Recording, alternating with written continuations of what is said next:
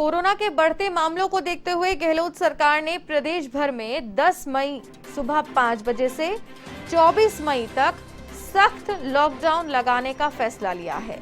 इस दौरान प्रदेश में 31 मई तक शादी समारोह पर भी रोक लगा दी गई है। गहलोत मंत्रिपरिषद की बैठक में सख्त लॉकडाउन लगाने को मंजूरी दी गई। इसी के तहत गांव में मनरेगा के काम बंद रहेंगे। गौरतलब है कि 5 मंत्रियों की कमेटी ने 31 मई तक शादी समारोह पर रोक लगाने और 24 मई तक सख्त लॉकडाउन लगाने की सिफारिश की थी। 5 मंत्रियों के ग्रुप ने मंत्रिपरिषद की बैठक में रिपोर्ट रखी, जिस पर सहमति बन गई। ऐसे में सोमवार 10 मई से लॉकडाउन के नए प्रावधान लागू होंगे। इसमें पहले से चल रही पाबंदियों को और ज्यादा कड़ा किया गया है। इस दौरान निजी और रोडवेज बसों को भी बंद कर दिया गया है और एक जिले से दूसरे जिले में आवागमन बंद रहेगा। इसके अलावा शादी समारोह पर 31 मई तक पूरी तरह से रोक रहेगी। घर पर शादी या फिर कोर्ट मैरिज की अनुमति रहेगी।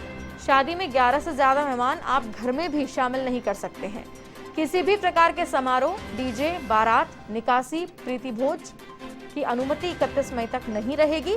इधर विवाह स्थल मालिकों, टेंट व्यवसायियों, केटरिंग संचालकों और बैंड बाजा वादकों को एडवांस बुकिंग राशि आयोजनकर्ता को लौटानी होगी या बाद में आयोजन करने पर समायोजित करनी होगी।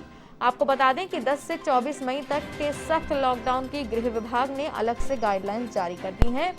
नई गाइडलाइंस में पहले से चल रही पाबंदियों को जारी रखा गया है। पब्लिक ट्रांसपोर्ट पर पाबंदी लगाई गई है। 17 मई तक के लिए पहले वाले प्रतिबंधों को जारी रखा गया है।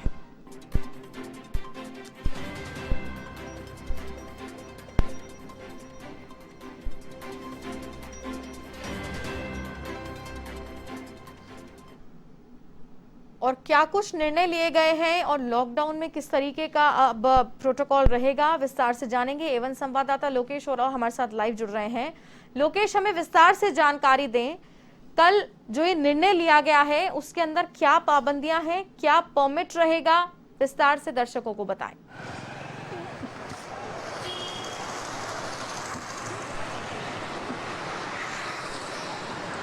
देखिए भारती, राजस्थान के जो हालात है किसी से छुपे हुए नहीं है। साथ साथ हमने कल दर्शकों को कुछ तस्वीरें दिखाई थी और उसमें साफ तौर पर देखा जा रहा था कि जो सख्तियां बनाई गई थी उसका किसी तरह से पालन है वो नहीं हो रहा है।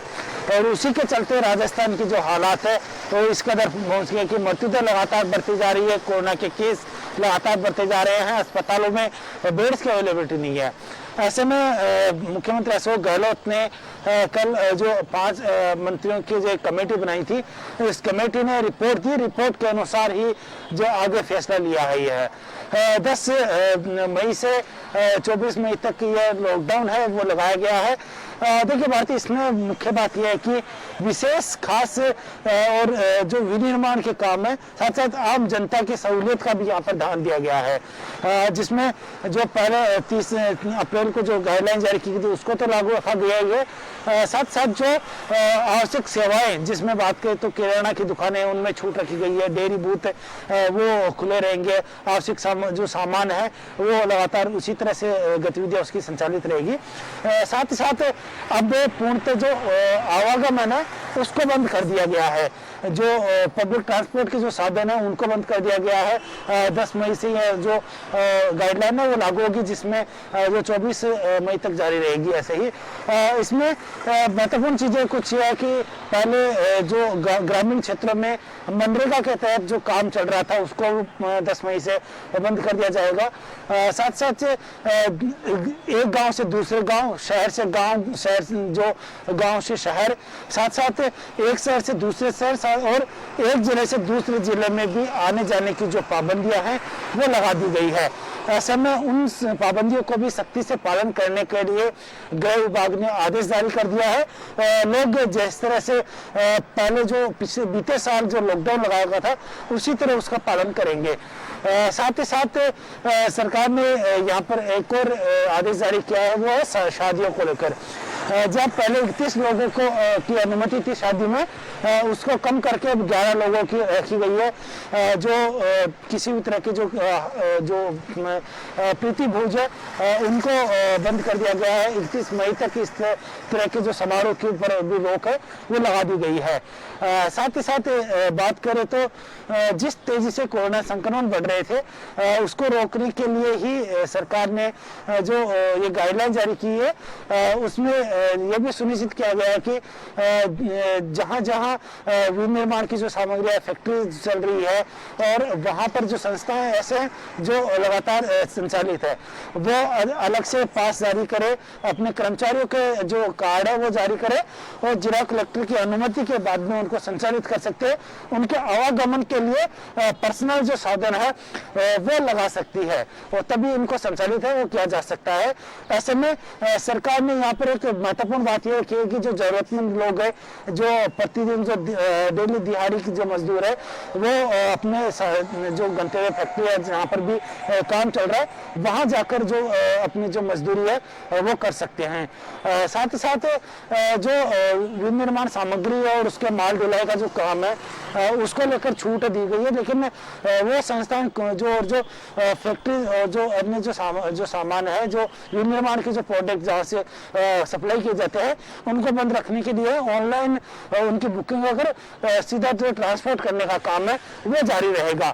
ऐसे में सरकार ने एक विशेष ध्यान रखा है क्योंकि पिछले साल जब लॉकडाउन लगाया गया था उस समय मजदूरों का जो प्लान है इसी वजह से हुआ था कि उनकी जो रोजगार के साधन है वो बंद हो चुके हैं। ऐसे में इस समय सरकार ने ये महत्वपूर्ण ध्यान रखा है फैक्ट्रियों को संचालित रखने के लिए भी अधिकृत किया जिला कलेक्टर को कि वो वहां से अनुमति लेकर उनको चालू रख सकते हैं। साथ साथ जो मजदूरों के आने जाने की व्यवस्था भी वो फैक्ट्री संचालक कर सकते हैं। ऐसा विशेष ध्यान है सरकार ने इस बार दिया है।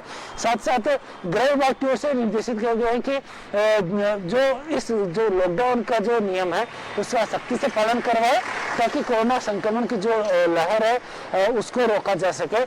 देखिए भारती, एक महत्वपूर्ण बात यह है कि जब से जन अनुशासन पखवाड़ा लगाया गया उसके बाद में रेड अलर्ट जन अनुशासन पखवाड़ा लगाया गया, इस दौरान जब 20 अप्रैल के बाद की बात करें अपन तो संक्रमण का जो रफ्तार है वो उतनी तेजी से नहीं बढ़ी। हालांकि 16, 17, 18 हजार प्रतिदिन आ रहे हैं लेकिन उसमें ज्यादा बढ़ोतरी वो नहीं देखी जा रही है।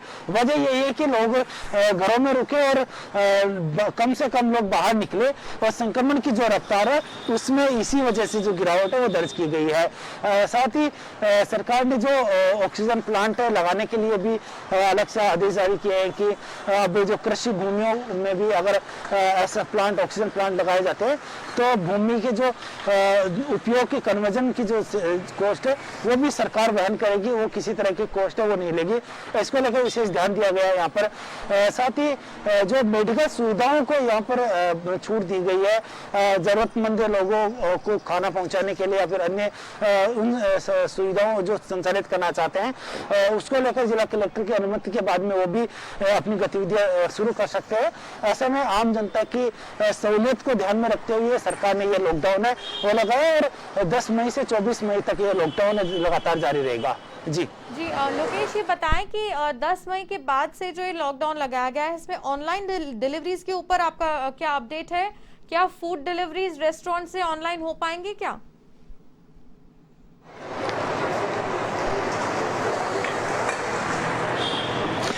देखिए अभी तक किसी भी तरह का जो यातायात है उसकी छूट नहीं दी गई है। ऑनलाइन डिलीवरी के अंदर इस तरह की जो ऑनलाइन डिलीवरी में यातायात के साधन काम में लिए जाते हैं, प्राइवेट साधन काम में लिए जाते हैं, लेकिन उनकी छूट नहीं दी गई है। अभी उनको लेकर भी गृह विभाग की ओर से स्पष्ट नहीं किया गया, लेकिन फिलहाल उनको बंद रखने की ही जो जिस तरह से कहा गया है गाइडलाइन में उसके अनुसार उनको बंद रखा जाएगा। लेकिन आगे किस तरह से रहेगा इसको लेकर गृह विभाग जल्दी इसको लेकर भी स्पष्टीकरण देगा। यदि आवश्यक सेवाएं हुई तो ऑनलाइन डिलीवरी या फूड जो सामग्री है उसको लेकर छूट दी जा सकती है, क्योंकि यह आवश्यक वस्तुओं में आता है। और हालांकि अभी भी गृह विभाग की ओर से जो पहले जो गाइडलाइन दी गई थी जिसमें 30 अप्रैल को जो गाइडलाइन दी थी उसको यथावत रखने के जो निर्देश है वो दिए गए हैं। जी लोकेश, और आबकारी विभाग की अगर बात की जाए तो क्या लिकर शॉप्स खुली रहेंगी क्या? क्योंकि इससे राज्य सरकार को क्योंकि रेवेन्यू जनरेट होता है, तो इस पर क्या कुछ अपडेट है आपका?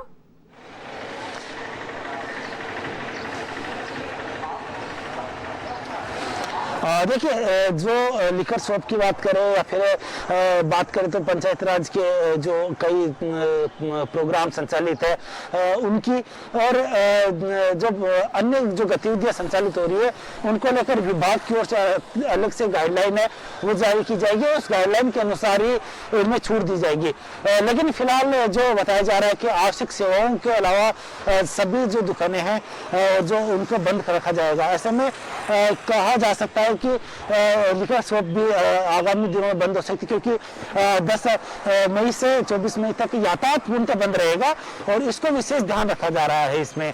और इसी को देखते हुए कहा जा सकता है कि लिकर शॉप और जो अन्य जो जिसमें बात करें तो मनरेगा को भी शामिल किया गया है। हालांकि वहां पर बताया जा रहा था कि कोरोना प्रोटोकॉल का वहां पालन किया जा रहा है, लेकिन जब मनरेगा जैसे जो प्रोग्राम संचालित हो रहे हैं ग्रामीण क्षेत्रों में जो रोजगार के साधन है उनको बंद किया जा रहा है, तो ऐसे में बिल्कुल जाहिर सी बात है कि जो लिकर शॉप या फिर बात करें तो ऐसे जो जिनको छूट दी गई है उनको भी सख्ती से बंद किया जा सकेगा। जी लोकेश, तमाम जानकारी के लिए आपका बहुत बहुत धन्यवाद। तो ये थे A1 संवाददाता लोकेश ओला, हमारे साथ लाइव जुड़े हुए थे इस खबर पर अपडेट के लिए।